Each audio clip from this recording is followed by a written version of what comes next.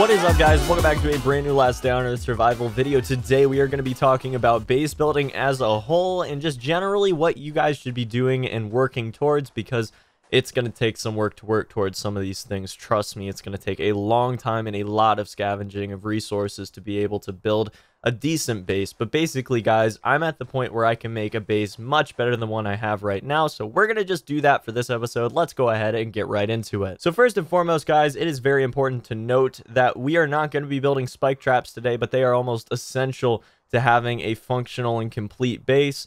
So overall, I mean, this is not going to be the best base building episode, and in the future we will have better ones, but I do have a lot of resources, as you guys can see right here. We've got lots and lots and lots of logs, so we can go ahead and build a decent, pretty big base overall.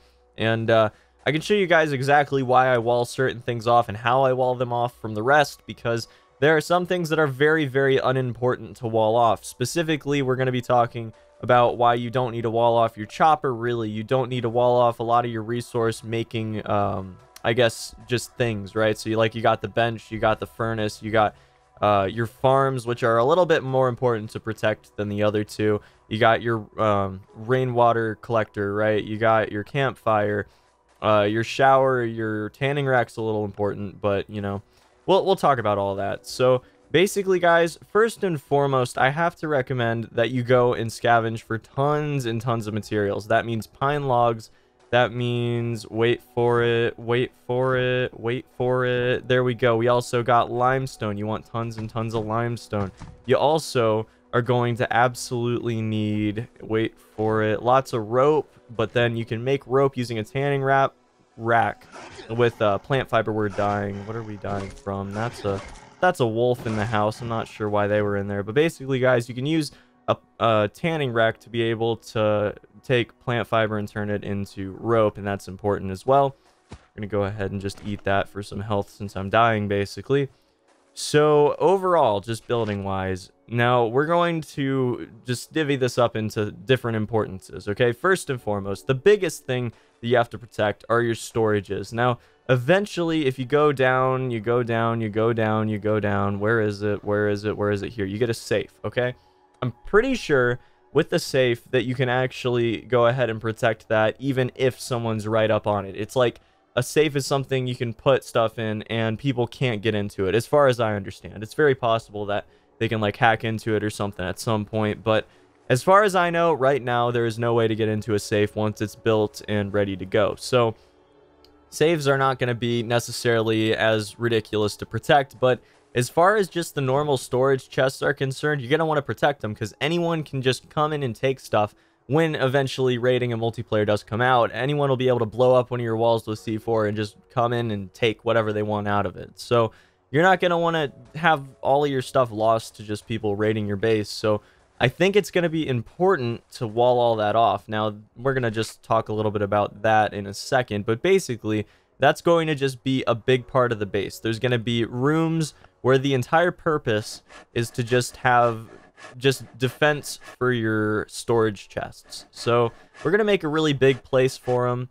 I'm gonna make it huge. It's gonna be huge, guys. It's gonna be a really, really big area, and that's because not all of it's actually going to be for the storage chest. Some of it's also going to be walls around it. So now, here's what I'm talking about, okay? So we're going to put, let's just say, a door. We'll just put a door, like, right here, okay? We're going to put a door right here. That's just for the normal entrance. Now, we're going to wall off this middle part right here. And this might not be big enough, actually, on second thought. We're going to take it right here, and then we're going to wall it off again with another set of floors. So here you go. You got your I'm an idiot. That was dumb. Whoops.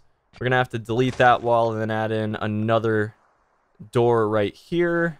So then you got your first layer of walls, and then you got your second layer, which is just a hallway.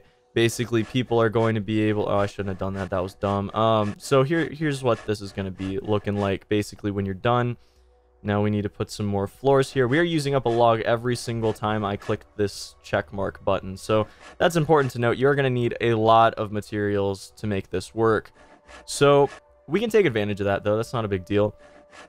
Now, people are going to want to blow through different doors to get access to everything that you've got. So this makes it so people are going to have to blow through, like, let's say they're setting up a C4 on this wall. They blow through it. They're walking through. Well, they're not going to be able to get through to the inner area where all of your storage is. So basically, this is just the way to protect your storage from raiders. All your storage chests and stuff will be in here, and they're going to be protected because people are going to have to go through multiple layers of walls to be able to access them. Now, I do think that you're going to need to go 3 or 4 layers thick to make it so it's actually fully done and proper, and not all your stuff is going to be necessary to protect that significantly, I don't think, either.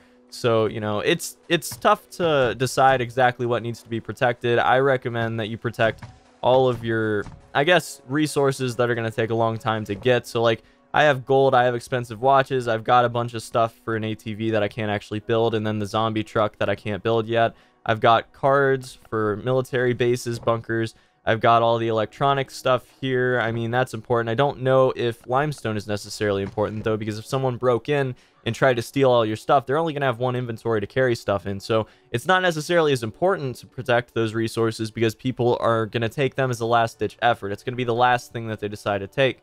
Other stuff is definitely going to be prioritized here. Like, again, this is more stuff that we'd probably protect since it's refined stone bricks, limestone bricks for strong walls. We got iron bars here. Like, this is stuff where you're going to want to protect it because it's refined materials, and that takes a little bit more effort, a little bit longer, maybe a little bit more difficult to find all the stuff that goes into it. So that's my thought on that. So here's what we're going to do.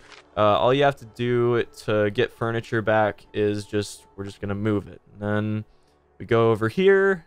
Boom. Right in there. Now it's protected through a layer. So we're going to just do that for all of them at the moment that I've got.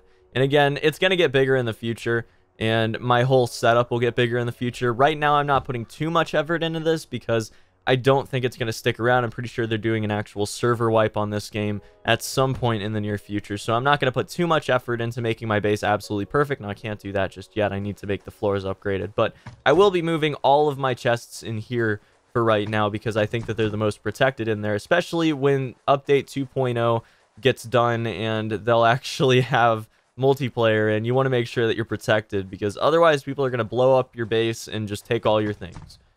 So I guess we could go for a third wall around here. You know, that's not a big deal. Also, another thing you can do is sort of screw with them in another way. Now, I sort of did that wrong because otherwise people are going to blow through the one side and then the door is going to be right there. But you can make it so people don't know what side your other door is going to be on towards the inner part, and then wall off every single sector here. So what I mean by that is put a wall here, put a wall here, put a wall there, there,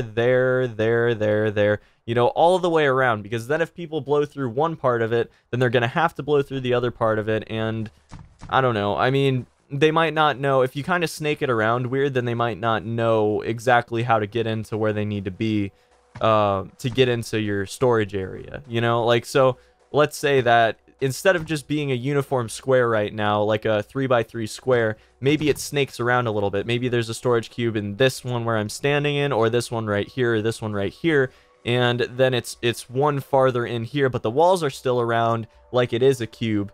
And then they'll blow up this wall, and then there's going to be another wall thick, and they're going to have to blow through 3 walls instead of 2 to get in. So you want to be able to trick people. You want to sort of play some mind games with people because, again, we don't know how difficult it's going to be to get C4.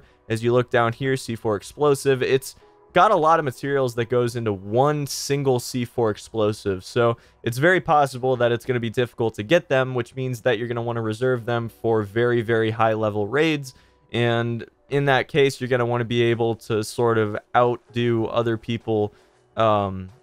But you can't outdo them if you're gone, right? If they raid you while you're not online, then you can't outdo them. So you have to sort of, I guess, outplay them mentally, you know?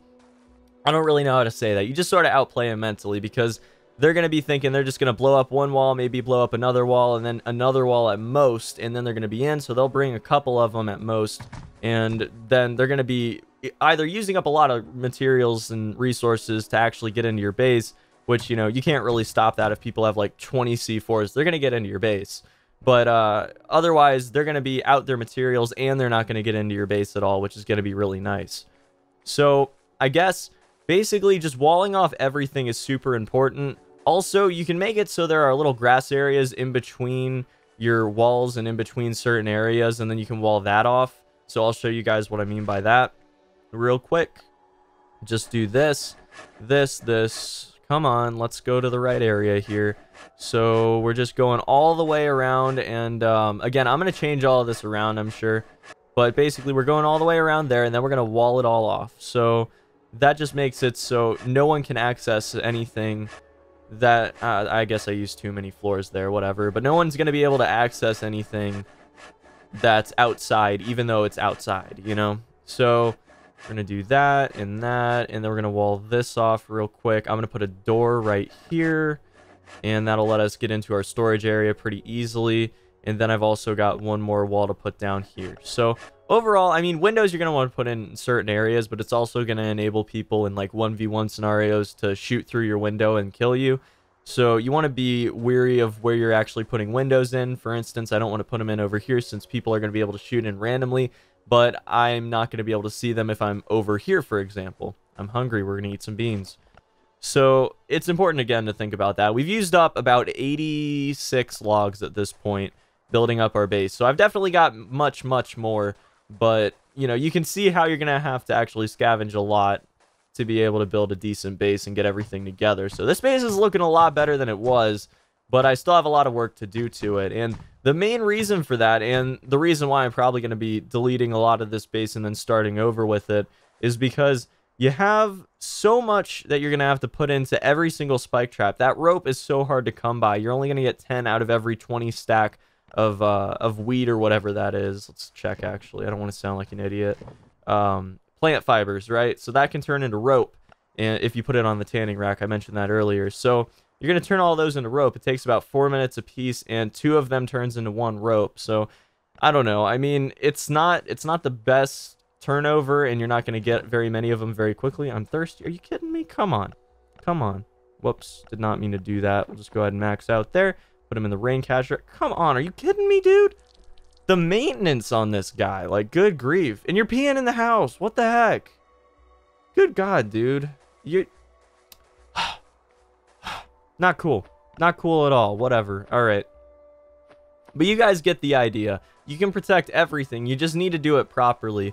You need to make sure that you're walling everything off, because otherwise you're going to have people running into your base eventually. Again, when version 2.0 comes out, multiplayer comes out, rating is out, people are going to be able to blow up your walls with C4, and you want to make sure that you're protected as much as possible. If they've only got limited resources for C4, limited amounts of C4, period, I mean, people aren't going to want to use up too many resources. So I don't know. That's all my thoughts on just building the base, making sure that it's protected, and then I guess just figuring out how you're going to position things, because you're going to want to outsmart people as they try to blow everything up in your base and take all the things that you have.